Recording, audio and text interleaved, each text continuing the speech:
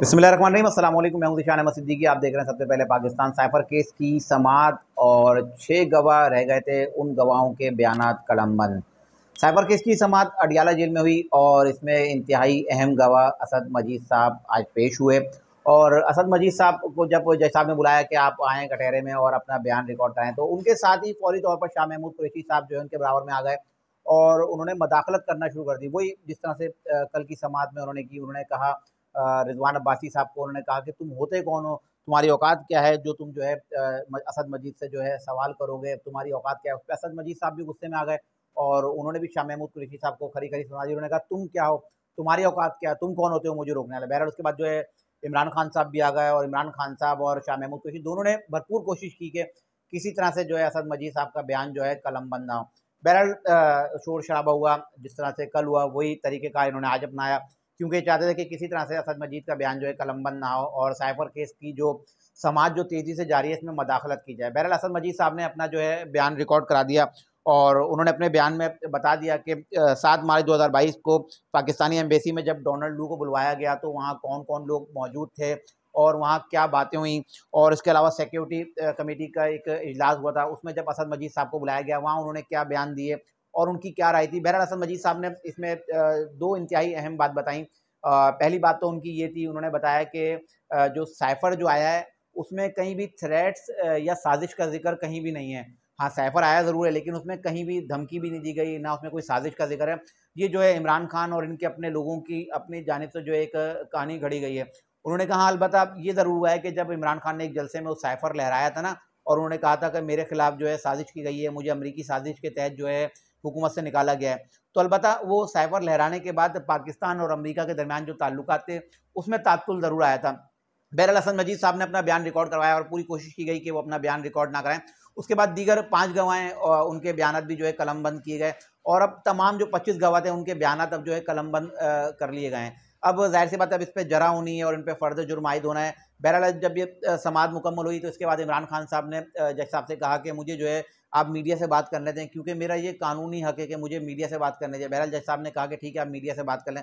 इमरान खान साहब फिर सहाफ़ियों की तरफ आए और उनके दाएँ-बाएँ दोनों तरफ पुलिस वाले भी खड़े हुए, क्योंकि कल का वाक़या आपको पता है कि किस तरह से उन्होंने सुप्रीटेंडेंट जेल और डीआईजी जेल खाना जात को जो उन्होंने धमकियाँ दी। तो बहरहाल इमरान खान ने वही जो उन्होंने बताया मीडिया को कि मेरे खिलाफ साजिश की गई है और असद मजीद को जो है मजबूर किया गया है हमारे खिलाफ बयान देने पे, और असद मजीद जो है झूठ बोल रहे हैं। और उन्होंने कहा कि अगर साजिश नहीं की गई थी तो इसको डिमोलिश क्यों किया गया है। और उन्होंने ये भी बताया कि ये साजिश तो कमर जावेद बाजवा के खिलाफ की जा रही थी और किसी तरह से जो है शाह महमूद कुरैशी साहब को ये बात पता चली तो उन्होंने फिर हमें बताई।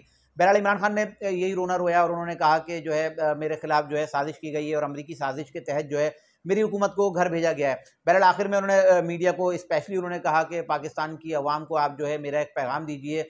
पाकिस्तान की अवाम इतवार को निकले, इतवार को मेरे तमाम जो इंतखाबी उम्मीदवार हैं जिनको पाकिस्तान तहरीक इंसाफ की जानिब से टिकट्स जारी किए गए हैं, वो अपने मोहल्ले इलाके गलियों में निकलें, भरपूर इंतखाबी मुहिम चलाएँ, जलसे जुलूस करें, रैलियाँ निकालें। और उन्होंने यहाँ तक पाकिस्तान की अवाम को और अपने चाहने वालों को कहा है कि आपके इलाके में जो हमारा उम्मीदवार है, अगर वो नहीं निकलता तो समझो वो हमारा मुखालिफ है, हमारा दुश्मन है, आपने उसको वोट देना ही नहीं है। और उन्होंने कहा है कि आपने हर सूरत निकलना है और भरपूर इंतखाबी मुहिम चलानी है।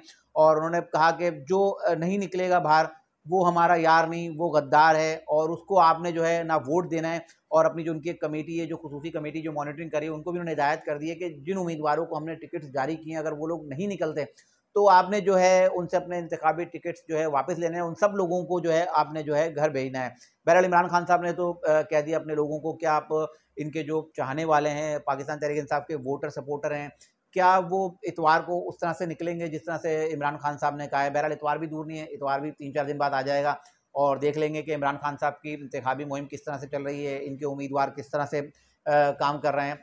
दूसरी तरफ सुप्रीम कोर्ट ऑफ पाकिस्तान काजी फाइज ईसा साहब का भी एक बड़ा फैसला आया है और जिसमें उन्होंने कासिम सूरी जो उन्होंने एक गैर कानूनी और गैर आईनी एक रूलिंग दी थी ना, जब इमरान खान साहब के खिलाफ तहरीक अदम एतमाद आई थी और उन्होंने साइफर लहराया था, तो कासिम सूरी ने कहा कि इमरान खान को इस साजिश के तहत निकाला गया है, लिहाजा तहरीक अदम एतमाद को जो है मुस्तरद करते हैं और ये असेंबलियाँ तहलील करते हैं। तो ये गैर कानूनी और गैर आईनी जो उन्होंने रूलिंग दी थी उस पर जो है चीफ जस्टिस ऑफ पाकिस्तान काजी फाइज ईसा साहब ने कहा कि 5 रुकनी लार्जर बेंच ने आर्टिकल 6 के तहत कासिम सूरी के खिलाफ संगीन गद्दारी की जो समाअत की है, उस पर जो है कासिम सूरी को जो है संगीन गद्दारी के मुकदमात में अब जो है उनको नामजद किया जाएगा और उनके खिलाफ जो है बाकायदा कार्रवाई होगी। तो कासिम सूरी के जो वकील थे नईम बुखारी साहब, उन्होंने बताया कि कासिम सूरी ने तो 16 अप्रैल 2022 को जो है अपने ओहदे से इस्तीफा दे दिया था। तो काजी फाइज साहब कहाँ छोड़ने वाले हैं? तो उन्होंने कहा कि कासिम सूरी तो पहले ही जो है मुतनाज़ा थे।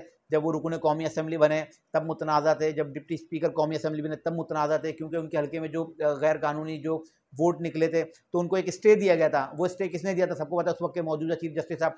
तो चीफ जस्टिस काजी फाइज साहब ने कहा कि लगता ये है कि 2018 के इंतखाबात को भी हम जो है खोलकर देख सकते हैं।